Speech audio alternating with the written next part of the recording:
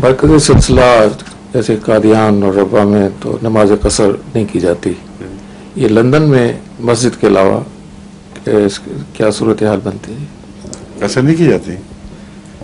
क्या मतलब? मतलब अगर कोई मस्जिद से दूर रहे, कितनी दूर से अबाउट 3 किलोमीटर, क्या करे? नमाज कसर करे?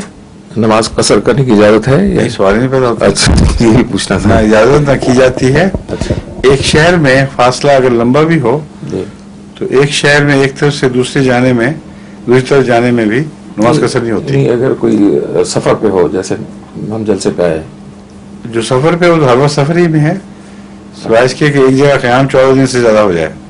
अच्छा, अगर लंदन अब 14 दिन के क़याम या ज़ायद की नीयत से ठहर रहे हैं तो फिर आपका सफर खत्म है जी, फिर आप मुकामी बन गए हैं। सही, समझ गए? बिल्कुल। और वरना सफर की हालत में 3 किलोमीटर की बहस ही कोई नहीं। अच्छा, सफर की जो हालत मस्जिद के साथ रहता है उसको भी कसर करेगा, जी, लेकिन जो इमाम के पीछे पड़ेगा वो उसकी नमाज पूरी करेगा। जी, बिल्कुल।